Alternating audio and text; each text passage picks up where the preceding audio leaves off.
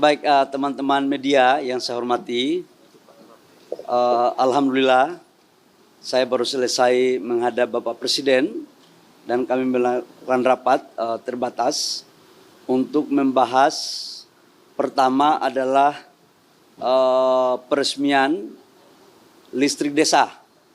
Kita tahu bahwa dari total desa yang kita belum ada listrik itu ada kurang lebih sekitar 11.000. Dan alhamdulillah di tahun 2025 programnya sudah selesai sekitar 1.400 lebih. Yang ini akan dilakukan peresmian oleh Bapak Presiden nanti dalam waktu dekat sebelum tanggal 14 Agustus.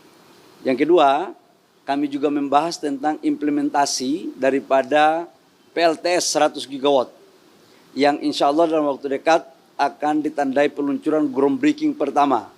Jadi ini langsung sudah jalan menyangkut dengan PLTS dan tahap pertama sudah disetujui untuk bisa dilaksanakan. Nanti Bapak Presiden sendiri yang insya Allah dalam rencananya akan meresmikan. Yang berikut kami juga melaporkan tentang geopolitik peperangan yang ada di Timur Tengah yang belum selesai.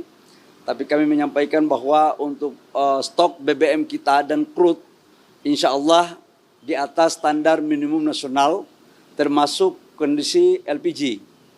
Namun harganya masih naik turun, di harga global juga demikian.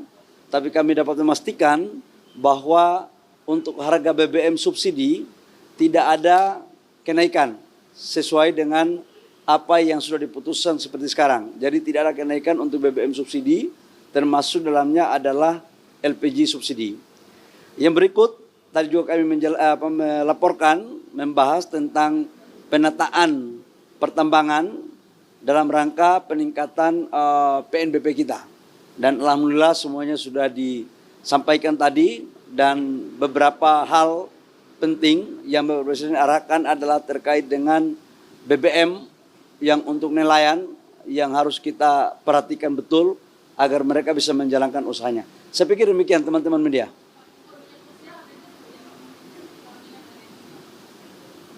Teman-teman, kan sudah saya jelaskan bahwa tahap pertama sudah terrealisasi. Ya, yang melakukan impor itu adalah pemerintah Indonesia. Saya ulangi, yang melakukan impor BBM Rusia itu adalah pemerintah Indonesia, G2G.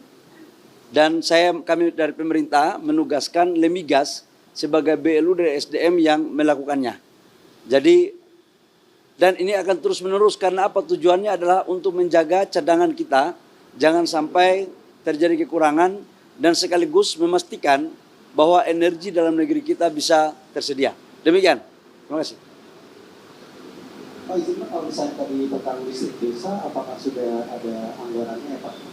Listrik desa ini. Terus yang kedua terkait dengan subsidi BPJT Pak, kan untuk menalangi B50 ini ada di tengah geopolitik saat ini kajiannya sudah seperti apa dan kira-kira untuk pemerintah sendiri agar bisa menyeimbangkan CPO untuk energi pangan ini strategi seperti apa? Itu aja Pak.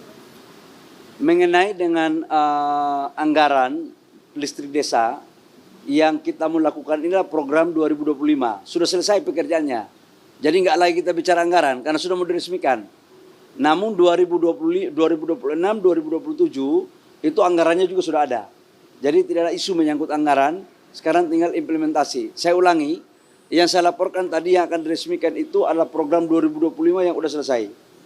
Yang kedua, menyangkut dengan subsidi dari BP2 PKS dengan harga dengan harga minyak yang di atas rata-rata $90 per barel ICP, itu kita tidak ada persoalan di BP2 PKS termasuk dengan B50. Nah, doakan aja mudah-mudahan ke depan keseimbangan akan terus terjadi. Termasuk dalamnya adalah dengan kita menaikkan menjadi program B50 itu kan ada penambahan CPO. Dan itu semua bisa teratasi dengan tetap menjaga kebutuhan domestik, selebihnya baru kita melakukan ekspor. Jadi keseimbangan ekspor pun dijaga. Demikian ya teman-teman ya, aku ada rapat lagi.